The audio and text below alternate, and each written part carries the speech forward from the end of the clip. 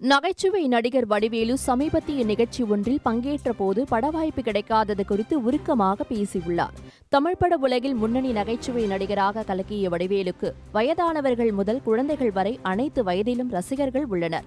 இம்சையரசன் 24ஆம் புலிகேசி படத்தில் நடிக்க வடிவேலு மறுத்ததால் இயக்குநர் சங்கர் அளித்த புகாரின் பேரில் வடிவேலுவை புதிய படங்களுக்கு ஒப்பந்தம் செய்ய தயாரிப்பாளர் சங்கம் தடை விதித்தது. இதனால் கடந்த சில வருடங்களாக படங்களில் வடிவேலு நடிக்கவில்லை. தயாரிப்பாளர் சங்கத்தின் தடையை மீறி அவருக்கு வாய்ப்பு அளிக்க பட அதிபர்களும் தயங்குவதாக கூறப்படுகிறது. இந்த நிலையில் சமீபத்தில் நிகழ்ச்சி ஒன்றில் பங்கேற்ற வடிவேலு பட வாய்ப்பு கிடைக்காதது குறித்து உருக்கமாக பேசியுள்ளார். உங்களுக்கெல்லாம் 1 வருஷம்தான் லாக்டவுன், ஆனால் தான் 10 வருடமாக லாக்டவுனிலேயே தான் இருக்கிறேன் என பேசியுள்ளார்.